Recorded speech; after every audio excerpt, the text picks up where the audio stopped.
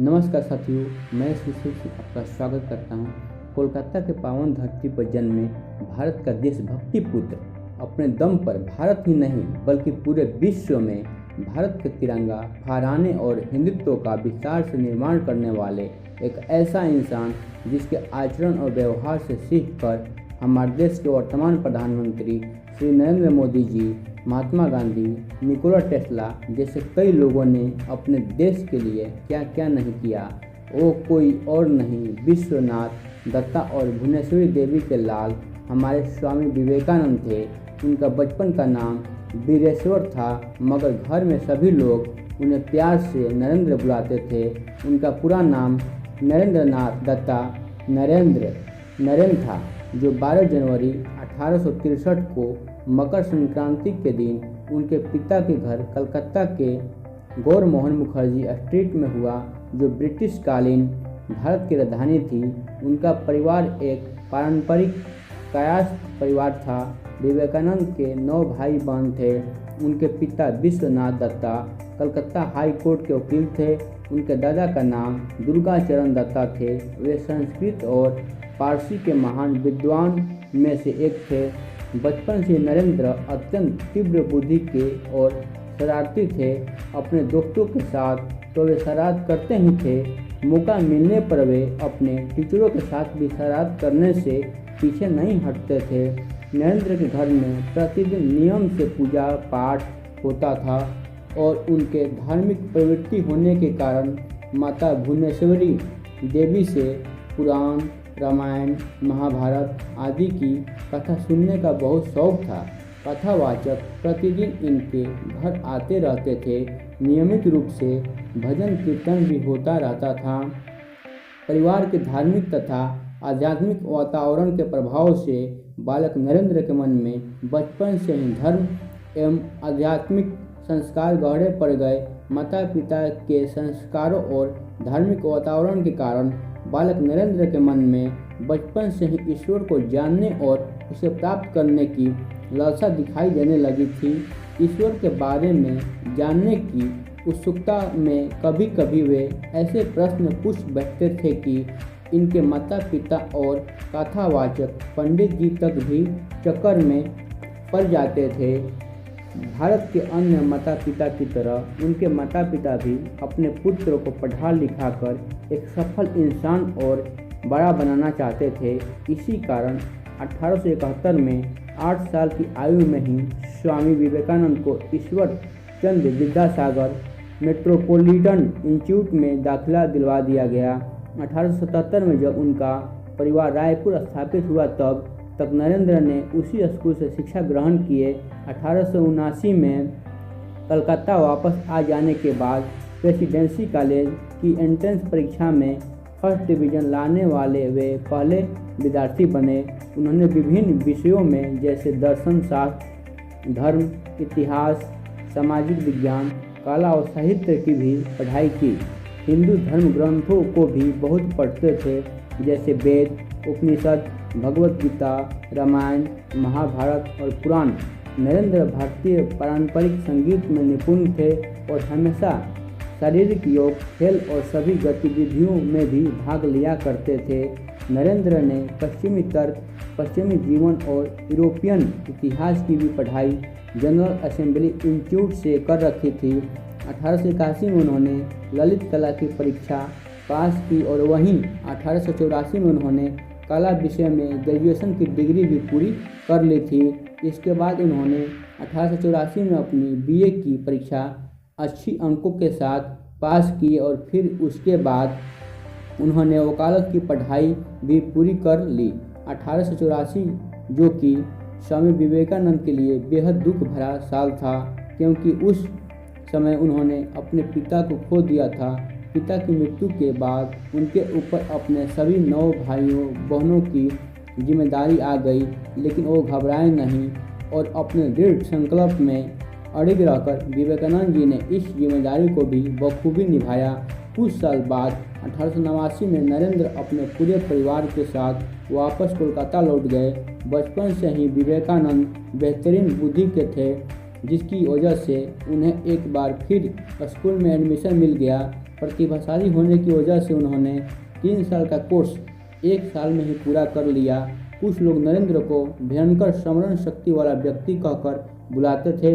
1881 में नरेंद्र पहली बार रामकृष्ण से मिले, जिन्होंने नरेंद्र के पिता की मृत्यु के पश्चात जब विलियम हस्ती जनरल असेंबली संस्था में विलियम वर्थ की कविता पर्यटन पर भाषण दे रहे थे, तब नरेंद्र ने अपने आप को रामकृष्ण से परिचित करवाया था। जब वे कविता के एक शब्द ट्रांस का मतलब समझा रहे थे, तब उन्होंने अपने विद्यार्थियों से कहा कि वे इसका मतलब जानने के लिए दक्षिणेश्वर में स्थित रामकृष्ण से मिले।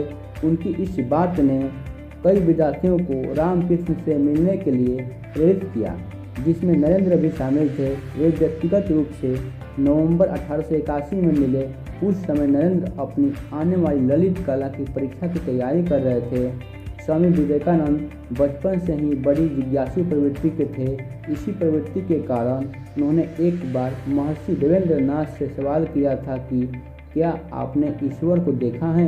नरेंद्र के इस सवाल से महर्षि आश्चर्य में पड़ गए थे और उन्होंने इस जिज्ञासा को शांत करने के लिए विवेकानंद जी को रामकृष्ण परमहंस के पास जाने के लिए सलाह दी, जिसके बाद उन्होंने उनको अपना गुरु मान लिया और उन्हीं के बताए गए मार्ग पर आगे बढ़ते चले गए। इसी दौरान विवेकानंद जी रामकृष्ण परमहंस से इतने प्रभावित हुए कि उनके मन में अपने गुरु के प्रति कर्तव्यनिष्ठा और श्रद्धा बढ़ती चली गई। 1885 में रामकृष्ण परमहंस कैंसर से पीड़ित हो गए, जिसके बाद विवेकानंद जी ने अपने गुरु की काफ़ी सेवा की थी। इस तरह गुरु और शिष्य के बीच का रिश्ता मजबूत होता चला गया। नरेंद्र और उनके अन्य साथियों ने रामकृष्ण के अंतिम दिनों में उनकी बहुत सेवा की और साथ ही नरेंद्र की आध्यात्मिक शिक्षा भी शुरू थी। कोशिपोरो में नरेंद्र ने निर्विकल्प समाधि का अनुभव लिया। नरेंद्र और उनके अन्य साथियों ने रामकृष्ण से भगवा पोशाक लिया, तपस्वी के समान उनकी आज्ञा का पालन करते रहे। रामकृष्ण ने अपने अंतिम दिनों में उन्हें सिखाया कि मनुष्य की सेवा करना ही भगवान की सबसे बड़ी पूजा है। रामकृष्ण ने नरेंद्र को अपने मठवासियों का ध्यान रखने को कहा और कहा कि नरेंद्र को एक गुरु की तरह देखना चाहते हैं। और रामकृष्ण 16 अगस्त 1886 को कोशिपोरे में सुबह के समय भगवान को प्राप्त हो गए, जिसके बाद नरेंद्र ने ओराहनगर में रामकृष्ण संघ की स्थापना की। बाद में इसका नाम रामकृष्ण मठ अपने गुरु को समर्पित कर दिया गया। रामकृष्ण मठ की स्थापना के बाद नरेंद्र नाथ ने ब्रह्मचर्य और त्याग का व्रत लिया और वे नरेंद्र से स्वामी विवेकानंद हो गए। यहीं से उनका नाम स्वामी विवेकानंद पड़ा। गुरु के शिक्षा के अनुसार 25 साल की उम्र में ही स्वामी विवेकानंद ने गेरुआ वस्त्र पहन लिए और इसके बाद वे पूरे भारतवर्ष की पैदल यात्रा के लिए निकल पड़े। अपनी पैदल यात्रा के दौरान अयोध्या, वाराणसी, आगरा, वृंदावन, अलवर समेत कई जगहों पर पहुँचे। इस यात्रा के दौरान वे राजाओं के महल में भी रुके और गरीब लोगों की झोपड़ी में भी रुके। पैदल यात्रा के दौरान उन्हें अलग अलग क्षेत्रों और उनसे संबंधित लोगों की जानकारी मिली। इस दौरान उन्हें जातिगत भेदभाव जैसी कुरीतियों का भी पता चला, जिसे उन्होंने मिटाने की कोशिश भी की। 23 दिसंबर 1892 को विवेकानंद कन्याकुमारी पहुँचे, जहां वो 3 दिनों तक एक गंभीर समाधि में रहे। यहां से वापस लौटकर वे राजस्थान के आबू रोड में अपने गुरु भाई स्वामी ब्रह्मानंद और स्वामी तुरानंद से मिले, जिसमें उन्होंने अपनी भारत यात्रा के दौरान हुई वेदना प्रकट की और कहा कि उन्होंने इस यात्रा में देश की गरीबी और लोगों के दुखों को जाना है। यह सब देखकर मैं बहुत दुखी हूँ। इसके बाद उन्होंने इन सब से मुक्ति के लिए अमेरिका जाने का फैसला लिया। 1893 में विवेकानंद शिकागो पहुँचे, जहाँ उन्होंने विश्व धर्म सम्मेलन में हिस्सा लिया। इस दौरान एक जगह पर कई धर्मगुरुओं ने अपनी किताब रखी। वहीं भारत के धर्म के वर्णन के लिए श्रीमद् भागवत गीता रखी गई थी, जिसका खूब मजाक उड़ाया गया।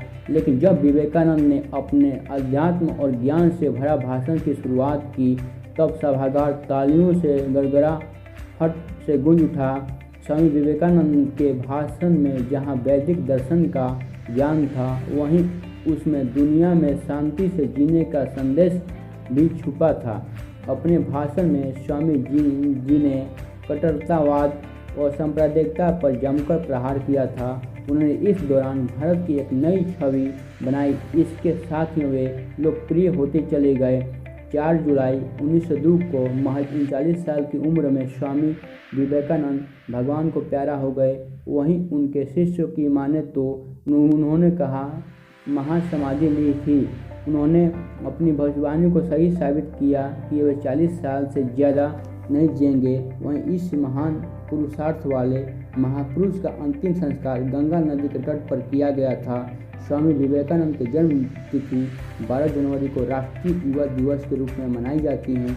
विवेकानंद जी ऐसी महान शख्सियत थे जिनका हर किसी पर गहरा प्रभाव पड़ा है। उनका मानना था कि जब तक आप स्वयं पर विश्वास नहीं करते, तब तक आप भगवान पर विश्वास नहीं कर सकते। उठो, जागो और तब तक नहीं रुको जब तक लक्ष्य ना प्राप्त हो। वीडियो अच्छा लगा हो तो लाइक करके मेरा उत्साह बढ़ाएं। मेरे चैनल पर नए हैं तो मेरे चैनल को सब्सक्राइब करें। हमारे साथ बने रहने के लिए प्रेम पूर्वक